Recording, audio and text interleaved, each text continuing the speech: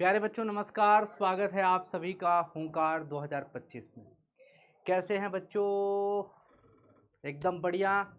किसी प्रकार की कोई समस्या? बोलोगे नहीं सर, कोई समस्या नहीं, क्योंकि कल था संडे और आपने किया है एकदम झूम बराबर झूम, है ना। बढ़िया से आपने, हमको लगता है, एंजॉय किया है। संडे को आपने फील किया है। तो आज आपका एक नया दिन और एक नए चैप्टर के साथ, क्यों, आज आपकी शुरुआत होने वाली है एक नए दिन की, एक नई शुरुआत और एक नए अध्याय की। एक नए अध्याय की शुरुआत होने जा रही है। ठीक है, कैसा लग रहा है बेटा? एकदम बढ़िया लग रहा है ना। और शायद इस चैप्टर का बड़ा इंतजार था तुम्हें, है ना। क्यों बड़ा इंतजार था ना? कितने लोगों को इंतजार था?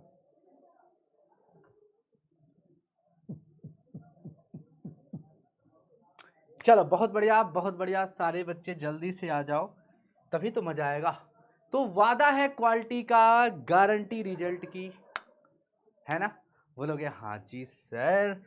तो ये हमारी पूरी की पूरी टीम जो समस्त बिहार में भरेगी ओंकार, है ना बेटा।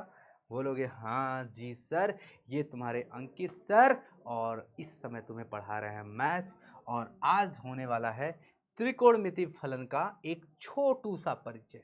एकदम बेसिक बेसिक बातें होंगी।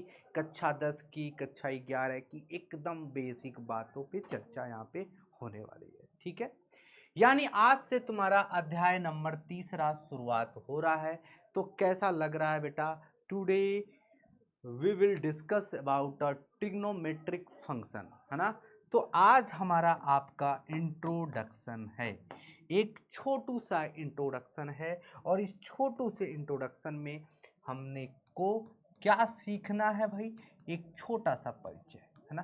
किसके बारे में भाई? त्रिकोणमितीय फलन, यानी इन ट्रिग्नोमेट्रिक फंक्शंस के बारे में। चलो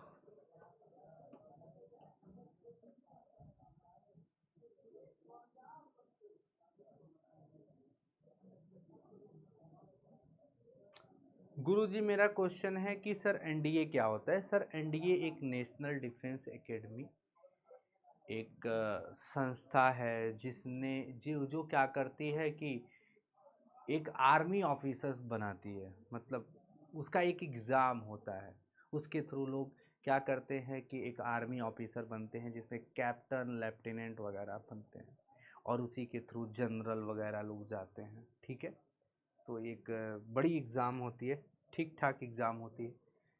चलो बेटा, तो शुरुआत किया जाए त्रिकोणमितीय फलन का, है ना। हमारा चैप्टर क्या है बेटा? त्रिकोणमितीय फलन। ठीक है, क्या भाई चैप्टर का नाम क्या है? त्रिकोणमितीय फलन। त्रिकोणमितीय फलन, बात समझ में आ रहा है? ट्रिग्नोमेट्रिक फंक्शन, क्या भाई? तो एक शब्द आता है ट्रिग्नोमेट्री, ट्रिगोनोमेट्री,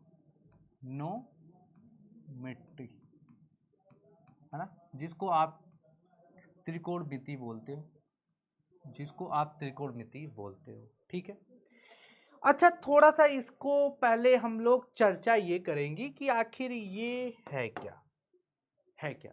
तो इसका ऑपरेशन कर देते हैं सबसे पहले। ट्राई, ट्राई, ट्राई मतलब होता है तीन। क्या बेटा? तीन, तीन। ट्राई मतलब होता है तीन। गॉन, गॉन मतलब होता है बेटा, यहाँ पे गॉन लिखा है, गॉन का मतलब यहाँ पे साइड होता है। साइड मतलब भुजा। क्या बेटा? भुजा। क्या बेटा? भुजा समझ रहे हो ना, साइड, भुजा। ठीक है, और मेट्री का मतलब होता है यहाँ पे, मेट्री का मतलब यहाँ पे होता है, मेट्री का मतलब होता है मेजरमेंट। मेट्री का मतलब यहाँ पे मेजरमेंट से होता है, यानी मापन। क्या बेटा? मापन। तो यहां से इसका अर्थ क्या निकला कि तीन भुजाओं का मापना, मतलब तीन भुजा के बारे में कुछ बात कर रहा है, भुजा का मापने की बात कर रहा है। यानी इसका मतलब ये है, इसका मतलब ये है बेटू कि तीन भुजा किस में होती है? तीन भुजा किस में होती है? तीन भुजा मापने की बात कर रहा है, तीन भुजा वाले के बारे में चर्चा करने की बात कर रहा है, तो वो तीन भुजा किस में होता है? सिर्फ एक ही आपके पास है, वो है आपका क्या बेटा, जल्दी से बताओ, वो आपका क्या है? बोलोगे सर त्रिभुज है। क्या है? त्रिभुज। वो क्या है बेटा? त्रिभुज है ना। त्रिभुज तो कई प्रकार के होते हैं, त्रिभुज तो ऐसा भी होता है, त्रिभुज तो ऐसा भी होता है। परंतु आपसे मेरा पहला प्रश्न कि why we take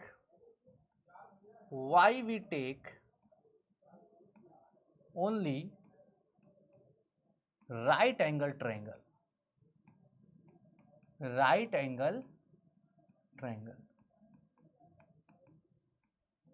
क्यों हम ट्रिग्नोमेट्री में, इन त्रिकोणमिति में हम समकोण त्रिभुज को ही लेते हैं, राइट एंगल ट्रायंगल को ही लेते हैं?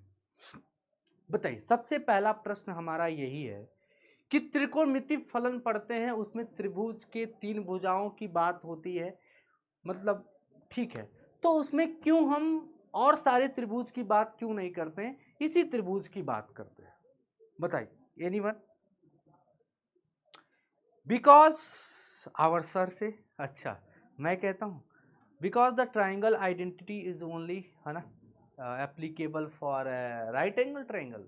हाँ, एक थोड़ा सा सही लग रहा है, लेकिन इसका एक सटीक उत्तर ये है बेटू, इसका सटीक उत्तर ये है क्योंकि ये ही एकमात्र त्रिभुज है, यही एकमात्र त्रिभुज है जिसके अंदर होता है आपका लंब यानी परपेंडिकुलर। क्या बेटा? परपेंडिकुलर। बात समझ रहे हो? यही एक ऐसा त्रिभुज होता है जिसमें होता है आपका कण यानी हाइपोटेनियस। क्या बेटा? हाइपोटेनियस। बात समझ रहे हो? और यही एकमात्र त्रिभुज होता है जिसमें, मतलब बहुत त्रिभुज तो सब में होते हैं, लेकिन इसमें एक आधार भी होता है। क्या बेटा? आधार भी होता है।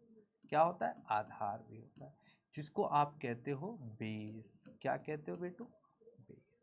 ठीक है, बात समझ में आ रहा है?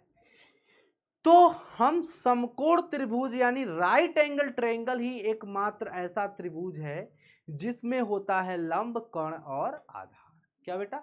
लंब, कर्ण और आधार। इसलिए हम लोग इसको बेटा, हम लोग परपेंडिकुलर हाइपोटेनियस बेस की बात करते हैं, यानी इसीलिए हम इस त्रिभुज की बात करते हैं समकोण, और कोई त्रिभुज नहीं होता है। और ठीक है, अब आता है कि त्रिकोणमिति का हमारे जीवन में क्या यूज है। दूसरा प्रश्न, ये पहला प्रश्न हो गया, दूसरा प्रश्न हो गया डेली लाइफ में यूज, है ना। इसको हम ऐसे लिख सकते हैं कि डेली लाइफ में यूज ऑफ ट्रिग्नोमेट्री। बेटू एक बात बताओ, मैं इंग्लिश में लिख रहा हूं, कोई दिक्कत तो नहीं? अभी तो सिर्फ परिचय दे रहा हूं, कोई दिक्कत तो नहीं? और इंग्लिश थोड़ा मैं जानबूझ के लिख रहा हूं ताकि थोड़ा बहुत तुम्हारा इंप्रूव होता रहे। ठीक है, तो use of trigonometric function in daily life, या trigonometry in daily life,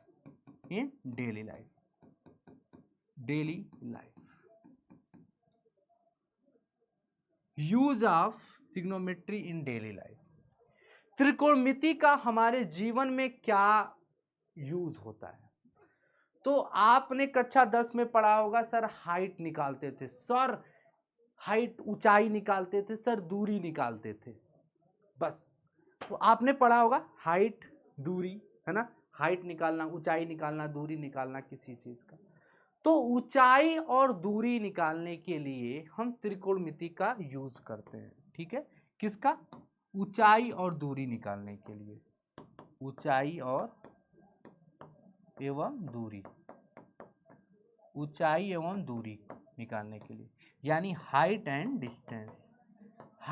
distance को निकालने के लिए, to find height and distance निकालने के लिए, to find how to find height and distance. ठीक है, तो ऊंचाई और दूरी यानी हाइट और डिस्टेंस को मापने के लिए, उसको निकालने के लिए हम त्रिकोणमिति का प्रयोग करते हैं। ठीक है, तो आपसे कितने प्रश्न यहाँ पूछे जा सकते हैं कि भैया सबसे पहले बताइए कि ट्रिग्नोमेट्री होता क्या है। तो बोलोगे सर जिसमें तीन भुजा हो और उसमें मेजरमेंट की बात करता है, यानी त्रिकोणमिति क्या करता है, त्रिभुज की कुछ तीन भुजाओं की चर्चा करता है, उसके मापने की, मेजरमेंट की बात करता है। फिर आता है दूसरा प्रश्न, क्यों हम त्रिकोणमिति में कि हम राइट एंगल ट्रायंगल की ही बात करते हैं, समकोण त्रिभुज का ही क्यों बात करते हैं। तो बोलोगे वही एकमात्र ऐसा त्रिभुज है जिसमें लंब, कर्ण और आधार होता है। फिर तीसरा प्रश्न आपसे ये पूछा जा सकता है, तो आप छोटू सा बता सकते हो कि भैया बताइए कि आपका कहीं भी यूज होता होगा ट्रिग्नोमेट्री का। तो हाँ, त्रिकोणमिति का यूज होता है सर जी मतलब ऊंचाई निकालने के लिए, दूरी निकालने के लिए हम प्रयोग करते हैं। ठीक है, डन है ना। जैसे मान लिया आपसे प्रश्न पूछा जाता था कक्षा 10 में, आप जवाब दीजिएगा, आप जवाब दीजिएगा, ठीक है, देंगे ना, सभी लोग देंगे। चल, दूरी ये है कि क्वेश्चन ये आपसे पूछा जा सकता है कि एक पेड़ है, क्या बेटा, एक पेड़ है, एक पेड़ है, ठीक है, और यहाँ पे एक मुन्ना खड़ा है ना, ठीक है, ये जो भी खड़ा है, ठीक है। तो आपसे प्रश्न ऐसे पूछा जाता है कि भैया मुन्ना से इस पेड़ की दूरी जो है मान लिया 40 मीटर है, ठीक है, 40 मीटर है, और पेड़ की जो पेड़ को देख रहा है, ये मुन्ना क्या कर रहा है, पेड़ को देख रहा है, पेड़ को देख रहा है मुन्ना, लेकिन यहां से देखेगा, बात समझ में आ रहा है, मुन्ना जो भी देखेगा वो यहां से देखेगा। हाँ? तो मान लो मुन्ना यहां से देख रहा है और यहाँ पे मुन्ना देख रहा है, तो यहाँ पे कोण बन रहा है 60 डिग्री, क्या बन रहा है, 60 डिग्री। तो बताइए पेड़ की हाइट क्या है, इसकी मतलब इसके लंब निकालने की बात कर रहा है, मतलब इसकी ऊंचाई क्या है, पेड़ की ऊंचाई क्या है। तो पेड़ की ऊंचाई निकालने के लिए आपको पता है कि ये कैसा त्रिभुज बना, सर ये समकोण त्रिभुज बना, ये लंब और ये आधार।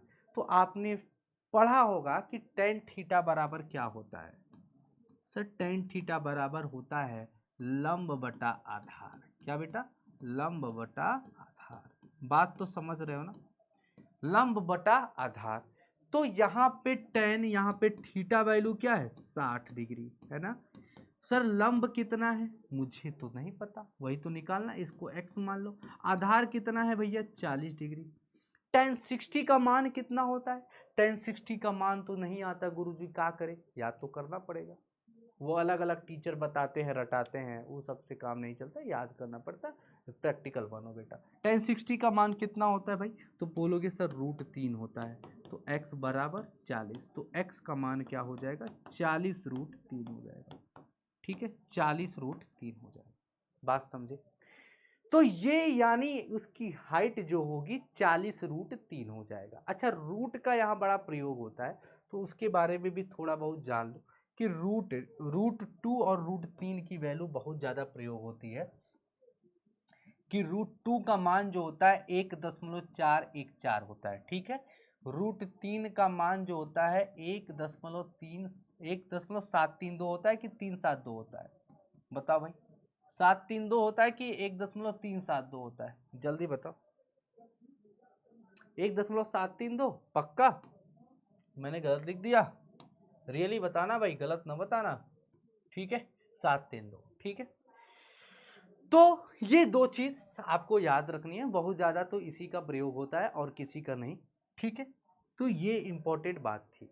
अब आता है कि त्रिकोणमिति में एक चीज होती है कि ये जब हम पढ़ रहे हैं राइट एंगल ट्रायंगल, तो मान लिया इसका नामकरण कर देते हैं ABC, ठीक है। आपने एक प्रमेय पढ़ा होगा, पाइथागोरस थ्योरम, पाइथागोरस प्रमेय। तो पाइथागोरस प्रमेय के द्वारा इसका क्या बनता है, बोलोगे सर ये BC का होल स्क्वायर, BC का वर्ग जो होता है सर AB का स्क्वायर और प्लस होता है बेटू AC का होल स्क्वायर, बोलो होता है, बोलो बोलो होता है। और इसी से हम अगर कोरिलेट करें या तो ये लिखो या तो ये भी लिख सकते हो।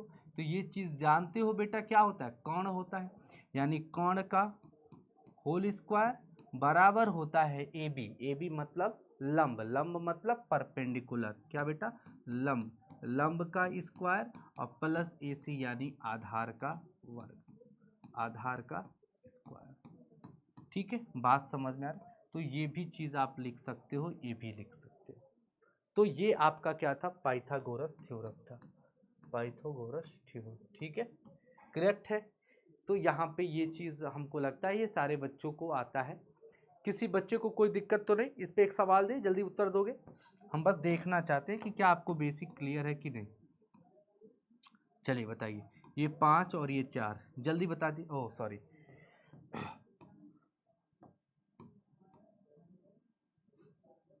4 और 3 जल्दी बताइए क्या होगा। अगर ये 4 है ये 3 तो ये वाली साइड कितनी होगी, 5। उत्तर सही है। सर ये बताइए, अगर ये 12 है और ये 13 है तो, अगर ये 12 है और 13 तो ये क्या होगा, बोलो बेटा। 12 का स्क्वायर 144 आपको पता है, 13 का स्क्वायर 169 और जोड़ दोगे तो 9 4 13, 6 4 10, 10 1 11, 2 1 3, 313 समथिंग आ रहा है। कितना आएगा, 17 आएगा क्या। 12 का 100 स्क्वायर कितना होता है, 12 का 144 होता है ना, 144 हो जाएगा। 13 का क्या हो जाएगा 169, 9 4 13, 6 4 10 11, 2 1 3, 313 ही तो होगा। 313 तो हो रहा है बेटा, 313 तो हो रहा है बेटा, है ना, 313 हो रहा है। कैसे गलत बता रहे हो तुम लोग। तो अंडर रूट में 313, तो ये बेसिक बात होती है, ये आपने सीखा भी होगा कक्षा 10 में। ठीक है, यहाँ तक सारी चीज़ें आती हैं, इसीलिए मैं बहुत बेसिक से लेकर के चल रहा हूँ ताकि आप लोग क्लियरिटी आते रहे। चलिए, अब देखो कोई भी युद्ध लड़ने जाते हो तो युद्ध लड़ने जाते हो तो तुम्हारे पास क्या होना चाहिए, शस्त्र होना चाहिए। तो त्रिकोणमिति में हमारे पास 6 शस्त्र होते हैं और वो शस्त्रों के नाम हैं इस तरह से, जरा ध्यान देखिएगा। तो हम यहाँ पे लिख देते हैं बेटा शस्त्र, उनको अनुपात कहा जाता है, शास्त्र कह सकते हो या शस्त्र भी कह सकते हो, ठीक है, जो भी तुम्हारे मन में। पहला होता है साइन थीटा, ठीक है, दूसरा होता है बेटा कॉस थीटा, तीसरा होता है आपके पास टेन थीटा, फिर होता है कॉट थीटा, फिर होता है सेक थीटा, फिर होता है कॉसेक थीटा, फिर क्या होता है बेटा कॉसेक थीटा। ठीक है, कॉसेक थीटा ऊपर लिख देते हैं, कॉसेक थीटा। ठीक है, बात समझ में आ रही है। तो इसमें आपने एक फॉर्मूला पढ़ा होगा और शायद नहीं पढ़ा होगा कि सारे का एक फॉर्मूला निकलता है, एक फॉर्मूला होता है, एक सूत्र होता है, वो होता है लाल बटे कक्का। इससे भी समझ सकते हो। किसने ये चीज सुना है, किसने ये चीज सुना है, लाल बटा कक्का, बोलो बेटा, लाल बटा कक्का किसने सुना है, सुने हो, सुने हो लाल बटा कक्का। अच्छा, इसने किसने सुना है, PBP अपॉन HHB, ये किसने किसने सुना है, PBP अपॉन HHB, ध्यान से सुनो। इसका मतलब होता है लाल बटा कक्का। अब इसके ऊपर लिखते जाते हैं साइन कॉस टेन। साइन का जस्ट उल्टा होता है कोसेक, कॉस का उल्टा होता है सेक और टेन का उल्टा होता है बेटा कॉट। डन है। अब यहाँ पे देखो, पाकिस्तान भूखा प्यासा अपॉन हिंदुस्तान हरा भरा, सेम यहाँ पे भी चलता है, sine cos tan cosec sec और कॉट। अब यहीं से हमारे पास फॉर्मूला निकल के आ जाता है कि अगर आपसे कोई भी पूछता है कि ये बताइए साइन थीटा बराबर क्या होता है, तो साइन थीटा, एल का मतलब यहाँ लंब होता है, ए का मतलब यहाँ आधार होता है, के का मतलब कर्ण होता है, तो साइन थीटा बराबर लंब बटा कर्ण, क्या बेटा, लंब बटा क्या हो जाता है, कर्ण हो जाता है, लंब बटा कर्ण। बात समझ में आ रही। चलिए बताइए कॉस थीटा बराबर क्या होता है, बोलोगे आधार बटा कर्ण होता है, क्या होता है, आधार बटा कर्ण हो जाता है, आधार बटा कर्ण हो जाता है। डन है बेटा, बात समझ में आ रही। आपसे अगर कोई पूछ दिया बेटा ये टेन थीटा बराबर क्या होता है, बोलोगे लंब बटा आधार होता है, क्या होता है, लंब बटा आधार होता है, क्या होता है, लंब बटा आधार हो जाता है। डन है।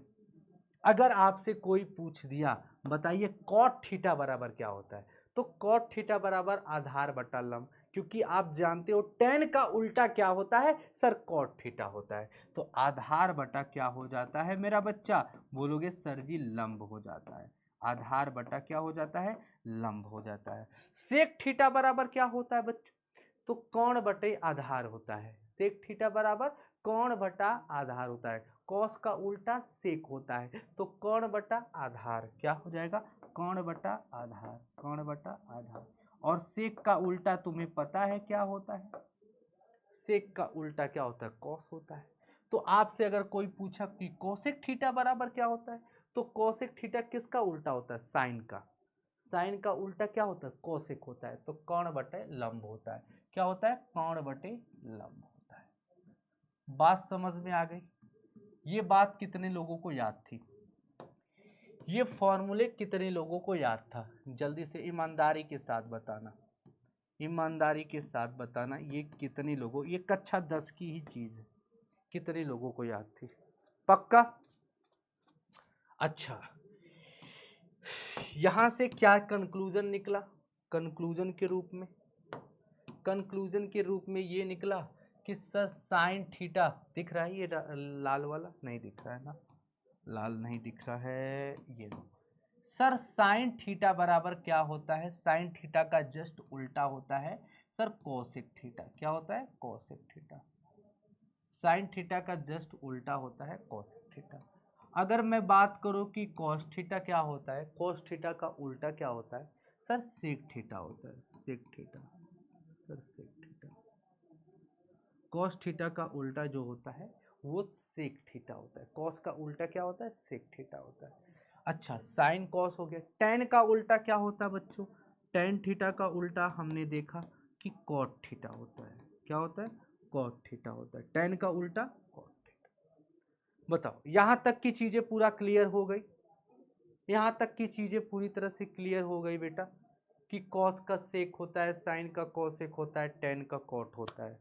यहाँ तक की चीजें क्लियर भी है और तुम्हें आता भी है। चलो, अगर यहाँ तक की चीजें आती हैं तो कुछ हमारे पास जो है ना, बीज गणित की कुछ अलजेब्रा की कुछ आइडेंटिटी है जो तुम्हें आनी चाहिए। अलजेब्रा की, देखो इसको लगाने के लिए अलजेब्रा की कुछ आइडेंटिटी तुम्हें आनी चाहिए। वो है पहला आपका a प्लस बी का होल स्क्वायर, ठीक है, a प्लस बी।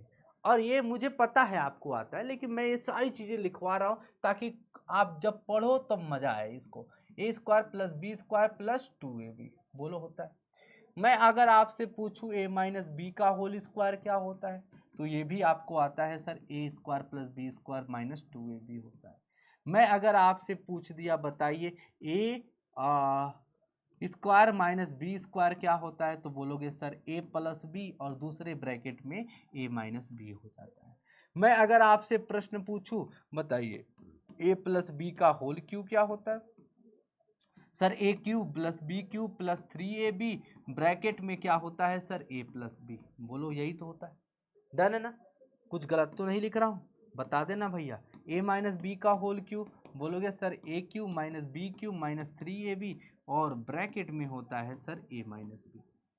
मैं अगर आपसे कहूं कि सर बताइए A cube plus B cube का फॉर्मूला क्या होता है, sir A cube sir A plus B और दूसरे ब्रैकेट में A square plus B square minus A B होता है सर। मैं आपसे अगर प्रश्न पूछूं 7वां नंबर की, बताइए A cube minus B cube क्या होता है, sir A minus B bracket में A square plus B square plus A B होता है। डन है, बोलो यहाँ तक की चीज़ें क्लियर है, यहाँ तक की चीज़ें क्लियर है।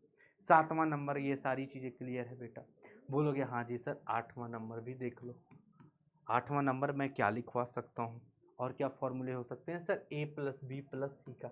वैसे इसका यूज़ नहीं होता है लेकिन जानते रहो, ए प्लस बी इसका ज़्यादा यूज़ इसमें नहीं होता है, लेकिन जान लो A square plus B square plus C square plus 2ab plus 2bc और होता है प्लस 2ca। ठीक है, बात समझ में आ गई, बात समझ में आ गई, ठीक है। तो ये हमारे पास कुछ आइडेंटिटीज होते हैं जिन्हें आपको याद रखना है। ठीक है, ठीक है, क्लियरिटी है, डन है। यहां तक कि कोई भी समस्या बोलोगे नहीं सर? हाँ ठीक है, कोई बात नहीं बेटू, आगे बढ़े। चलो अब आता है हमारे पास जो त्रिकोणमिति है, उसमें आपने कक्षा 10 में कुछ फॉर्मूले पढ़े होंगे जो आपको आना ही चाहिए, उनके बिना एकदम अधूरा सा लगता है सारी चीजें। ठीक है, ठीक है। तो पहला होता है कि आपका, कि अगर मैं आपसे कहूं कि टेन थीटा बराबर क्या होता है, तो बोलोगे सर साइन थीटा बटा कॉस थीटा होता है। ठीक है, मैं अगर आपसे कहूं कि बताइए कॉट थीटा बराबर क्या होता है, तो बोलोगे sir cos theta upon sine theta होता है। ठीक है, मैं अगर आपसे कहूं कि बताइए टेन थीटा बराबर क्या होता है, ओह सॉरी, टेन थीटा, हाँ tan theta into cot theta बराबर क्या होता है, तो बोलोगे 1 होता है। ठीक है, ये तो आप जानते हो ना sir, tan theta into cot theta बराबर 1 होता है। जब इनको जोड़ोगे, साइन को और कॉस को, है ना, tan theta into cot theta को, देखो sine theta upon cos theta into cos theta upon sine theta, तो इसमें सब कट पिट जाएगा और उत्तर क्या आएगा, 1 आएगा। ठीक है, बात समझ में आ रहे हो ना? बोलोगे हाँ जी सर। मेन फॉर्मूला है कि sir sine square theta plus cos square theta बराबर क्या होता है, जल्दी बताओ sir. Sine square theta plus cos square theta बराबर क्या होता है सर, 1 होता है।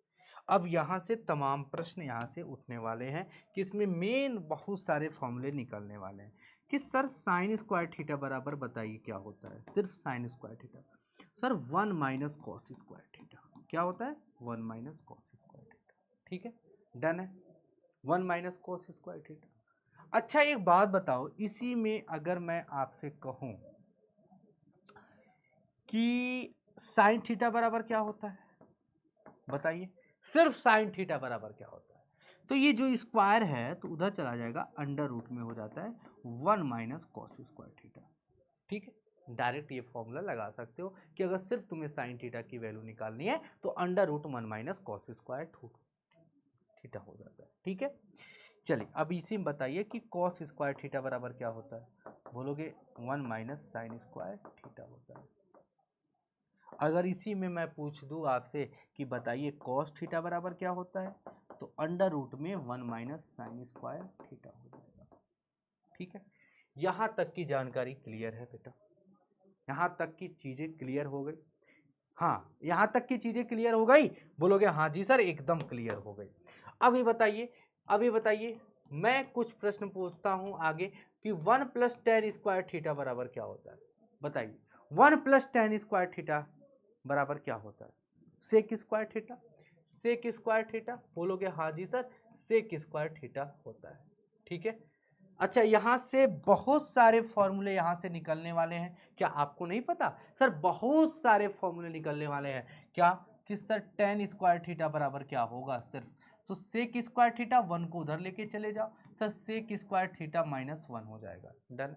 अच्छा अगर आपसे मैं सिर्फ कहूं कि बताइए अगर sec square theta minus tan square theta हो जाए, क्या बेटा, sec square theta minus tan square theta बराबर क्या हो जाए, तो इसका भी उत्तर क्या होता है, 1 होता है। क्या होता है, इसका उत्तर क्या होता है, 1 होता है। ठीक है, सेक स्क्वायर थीटा, अगर टेन स्क्वायर थीटा उधर चला जाएगा तो बस तुम्हारे पास क्या बचेगा, 1 बचेगा। ठीक है, बात समझ में आ गई, बात समझ में आ गई। अब बताओ 1 प्लस कॉट स्क्वायर थीटा क्या होता है, 1 प्लस कॉट स्क्वायर थीटा क्या होता है, बोलोगे sir 1 plus cot square theta cosec square theta होता है, क्या बेटा, कोसेक स्क्वायर थीटा होता है। 1 प्लस कॉट स्क्वायर थीटा जो होता है कोसेक स्क्वायर थीटा होता है। ठीक है, अब यहाँ से बहुत सारे फॉर्मूले यहाँ से निकल जाने वाले हैं कि सर कॉट स्क्वायर थीटा बराबर क्या होता है, sir cosec square theta minus 1 होता है। ठीक है, आपसे प्रश्न पूछा जा सकता है कि भैया cosec square theta minus cot square theta बराबर क्या हो जाएगा, cosec square theta minus cot square theta बराबर क्या हो जाता है, 1 हो जाता है। ठीक है, क्या हो जाता है बेटा, 1 हो जाता है। इज इट क्लियर दैट बेटा, यहाँ तक की चीजें क्लियर है, यहाँ तक की चीजें क्लियर है, एकदम डन है, क्लियर है, बढ़िया। बोलोगे एकदम सर यहाँ तक की चीजें वही मैं करने जा रहा हूँ कि यहाँ तक की चीज़ें आपको आनी ही आनी चाहिए। इसलिए मैं पूरा बेसिक से एक बार रिवाइजन करा रहा हूँ कि अगर क्लास 10th में जिसने नहीं पढ़ा तो भाई ये चीज़ें एकदम से यूज होने वाली है, तो इसको तो भैया याद ही कर डालो। ठीक है, इनको याद कर डालना है, इनको स्वाहा कर डालना है बेटा। ठीक है, अब आता है कि इसके बाद आपको क्या है, इसके बाद क्या आपको याद रखना है।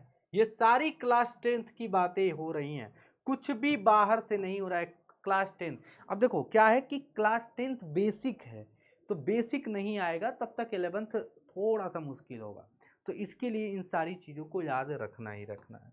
अब देखो आपको याद रखना है कि ट्रिग्नोमेट्रिक टेबल, ठीक है, ट्रिगोनोमेट्रिक टेबल आपको याद रखना है, एकदम से आपको याद रखना है। ठीक है, जो कक्षा 10 में आपने पढ़ा था ना कि बताओ, अच्छा इसी वक्त पूछता हूँ, जल्दी से उत्तर देना बेटा। चलो बताओ साइन 0 अंश का मान क्या होता है, साइन 0 डिग्री का मान कितना होता है। उत्तर दे रहे हैं सर 0। चलिए साइन 45 का बताइए जल्दी से, साइन 45 का बताइए, साइन 45 का बताइए। 1/√2, क्या बेटा 1/√2 होता है। चलिए बताइए तब cos 60 का, cos 60 का बताइए, cos 60 का बताइए, cos 60 का 1/2 होगा ना बेटा, है ना, 1/2 होगा, है ना, ये बात याद रखना। ठीक है, tan 45 बताइए, tan 45 बताइए, tan 45 बताइए, tan 45 बताइए बेटा, tan 45 1 होता है। ठीक है, तो आपको एक बात याद रखना है कि अभी ये सारी चीज़ें तुम याद करना ही है। इस ट्रिग्नोमेट्रिक टेबल पे भैया 4 स्टार लगा लो, है ना, 4 स्टार लगा लो कि इस पे तो काम करना पड़ेगा, आपको याद रखना पड़ेगा। वैसे मैं ट्रिक बता दूंगा, ट्रिक का लेकिन बहुत ज़्यादा प्रयोग नहीं करना है, आपको याद रखना है यार, ये सब सारी चीज़ें नहीं, आपको याद रखना है। हाँ, ये सब याद रखना है, क्योंकि अभी आज से प्रिपेयर हो जाना है, आज पूरी तरह से प्रिपेयर हो जाना है ट्रिग्नोमेट्री के लिए। ये सारी चीज़ें प्रयोग होती है, तो भाई इन सब के लिए एकदम तैयार हो जाओ। ठीक है, अब आता है कुछ इंपॉर्टेंट बातें, जैसे पाई, पाई का मतलब यहाँ पे 180 डिग्री होता है। ठीक है, बोलो बात सही है, पाई का मतलब यहाँ पे 180 डिग्री होता है। ठीक है, अगर मैं कहूँ कि पाई/2 का मतलब कितना होगा, तब बताइए जल्दी से उत्तर दीजिए। बोलोगे सर 90 डिग्री होगा। मैं अगर बोलूँ सर पाई/3 का मतलब क्या है, सर 60 डिग्री। बोलोगे सर पाई/4 का मतलब क्या है, सर 45 डिग्री। सर पाई/6 का मतलब क्या है यहाँ पे, सर 30 डिग्री। बोलो ना, बोलोगे सर 3 पाई/2 का मतलब क्या है, 2 9 18, 2 3 27, 270। और 2 पाई का मतलब, 2 पाई का मतलब जल्दी बताइए, 360 डिग्री। तो ये थोड़ा बहुत आपको याद होना चाहिए, ये पॉइंट थोड़ा सा कि पाई का मतलब यहाँ पे क्या होता है। अब यहाँ पे कुछ बोलेंगे सर पाई का मतलब तो 22/7 होता है। तो पहले एक्सरसाइज में हम लोग यही पढ़ने वाले हैं कि अगर कोई चीज़ रेडियन में दी गई है ना, कोई चीज़ रेडियन में दी गई है, रेडियन, रेडियन मतलब पाई के रूप में। ठीक है, रेडियन में दी गई है, तो रेडियन से कैसे हम लोग डिग्री में कन्वर्ट करें, क्या बेटा, डिग्री में कन्वर्ट करें। अगर कोई चीज़ डिग्री में दी गई है तो उसको रेडियन में कैसे कन्वर्ट करें, तो ये चीज़ सीखने वाले हैं। ठीक है, बात समझ में आ रहा है। तो हमारे पास यहाँ पे टोटल जो एक्सरसाइज की बात करें तो 2 या से 3 4 एक्सरसाइज है, 3 है, 1 2 3 एक्सरसाइज है, 3 या 4। तो इन तीनों चारों एक्सरसाइज में आपको करना क्या है, आपको करना क्या है, 3 नहीं 1 2 3 4, 4 एक्सरसाइज। ओल्ड एनसीईआरटी के अनुसार 4 एक्सरसाइज है। ठीक है, ओल्ड एनसीईआरटी के अनुसार 4 एक्सरसाइज। अब देखिए पहले एक्सरसाइज में क्या होगा, अब मैं बताना चाहता हूं कि आपको क्या क्या करना है। पहले एक्सरसाइज में यही रेडियन में दिया होगा, डिग्री में कन्वर्ट करना है, डिग्री में दिया होगा, रेडियन में कन्वर्ट करना है। बहुत सारे बड़े बड़े एंगल का कोण निकालना है, वो कैसे सीखेंगे, वो चीज़ हम सीखने वाले। जैसे वो आपने सीखा होगा कि सिर्फ 90 डिग्री तक। अगर मैं आप बोल दूं कि बताइए 720 डिग्री का बताइए, साइन 720 का बताइए, कॉस 180 का बताइए, बताइए कॉस 1365 का, तो ये सारी चीजें हम लोग सीखने वाले हैं। समझ रहे हो ना मैं क्या कह रहा हूं? इतने बड़े बड़े एंगल तुम निकालोगे, उसकी गारंटी मेरी है। ठीक है, तो ये चीज सीखने वाले हो। दूसरे एक्सरसाइज में फिर आओगे तो थोड़ा सा कंसेप्ट आपका लगने वाला है क्लास 10th का, वो तो बड़ा ही इजी तरीका होता है, इजी वे होता है। फिर तीसरा चीज आप जो सीखने वाले हो कि अभी तक आपने ये जो क्लास 10th के फॉर्मूले देखे सर, ये सब जो आपने फॉर्मूले देखे, ये कक्षा 10 के फॉर्मूले थे, ये सिर्फ क्लास 10th के फॉर्मूले थे। और ऐसा नहीं कि ये 11th में यूज नहीं होंगे, ये 11th में यूज होंगे, एकदम जोरदार यूज होंगे, 12th में भी यूज होंगे एकदम जोरदार तरीके से। लेकिन अब इसका डबल तुम्हें फॉर्मूला मिलने वाला है, डबल ट्रिपल फॉर्मूला अब मिलने वाला है, उसके लिए तैयार हो जाओ। उनको फिर हम प्रूव करेंगे, एक एक करके सारे फॉर्मूले को प्रूव करेंगे। प्रूव करने के बाद फिर हम लोग एक्सरसाइज लगाएंगे। ठीक है, बात समझ रहे हो? इस पे खूब सारे फॉर्मूले, खूब सारे क्वेश्चंस लगाने का प्रयास हम इसमें करेंगे। ठीक है, बात समझ रहे हो? तो अभी के लिए फिलहाल आपको करना क्या है कि आपको ये क्लास 10th की जितनी भी छोटी छोटी चीज़ें बताई गई है उसको आपको याद रखना है, इन सबको एक बार रिवाइज कर लेना है, सारे वैल्यूज याद कर लेने हैं। जब याद हो जाएगा तो मिलते हैं, फिर उसके बाद फोड़ने का काम कल से करते हैं। ठीक है, तो आज की शुरुआत हो चुकी है किसकी? त्रिकोणमिति की। तो बेसिक बातें पूरी तरह से हो चुकी है, सारी चर्चाएं यहाँ पे हो चुकी है। ठीक है, तो आज का काम क्या था कि क्लास 10th का जो भी आपके पास था, जो भी चीज़ आपने क्लास 10th में पढ़ा है, उसको मैंने एक बार क्या कर दिया, आपके सामने खोल के रख दिया। ठीक है, खोल के मतलब ऐसे रख दिया कि देखो भाई, क्लास 10th में कक्षा 10 में आपने यही यही चीज़ पढ़ी थी, इसके अलावा आपने कुछ नहीं पढ़ा था। ठीक है, ठीक है बेटू। उसके बाद क्लास 11th में अब हम कल्स, तो आपको यही करना है कि क्लास 10th का जो भी चीज़ आपने पढ़ा है उसको याद कर लेना है। ठीक है, रिवाइज कर लेना है, लर्न कर लेना है, रिवाइज इट, इसको रिवाइज कर लेना है। ठीक है, क्लास 10th की जो भी चीज़ है उसको रिवाइज कर लेना है। ठीक है, सारी चीज़ें एक बार अच्छे से लिख करके याद कर लेना है। ठीक है, तो अब कल की क्लास में क्या होगा?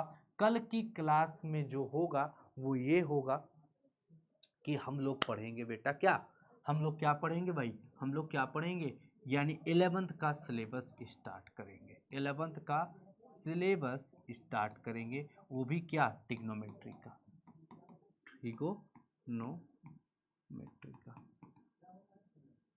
Syllabus of trigonometry. ठीक है, बात समझ में आ रही? यानी हमारा जो पाठ्यक्रम है क्लास 11th का ट्रिग्नोमेट्री फलन में जो दिया हुआ है, वो सारी चीज़ें हम लोग अब एक एक करके फोड़ने का प्रयास करेंगे। तो देखो होता क्या है कि जैसे मान लो अभी तो मुझे पता नहीं है कि कितने बच्चे ने क्लास 10th में कितने अच्छे से पढ़ा था, त्रिकोणमिति पढ़ा भी था कि नहीं पढ़ा था। तो आपको करना क्या है कि मैंने वो चीज़ खोल के दे दिया कि देखो बेटा ये चीज़ है, कक्षा 10 में आपको पढ़ाई गई थी, इनका प्रयोग कक्षा 11 में होने वाला है, इसलिए आप लोग सावधान हो जाएं कि देखो ये चीज़ें आप पढ़ लेना, ये चीज़ याद कर लो। फिर उसके बाद कल देखो जब बैठोगे क्लास में तो अपने आप सारी चीज़ें क्लियरिटी आने लगेगी, 3 भी खत्म हो जाएगा बेटा। ठीक है, याद करोगे सभी लोग, वादा करो बेटा, सभी लोग बताओ याद कर ले जाओगे पक्का? आज क्लास में याद कर ले जाओगे, कोई परेशानी तो नहीं होगी ना? बोलो भाई, याद कर ले जाओगे ना बेटू? हाँ, तो क्या आपको पूरी तरह से समझ में आ गया कि आज आपको क्या करना है? यस दबा दो बेटा 100% के साथ कि आपको क्या करना है। आपको पूरी तरह से समझ में आ गया क्लास 10th की जो भी चीज़ें बताई हैं?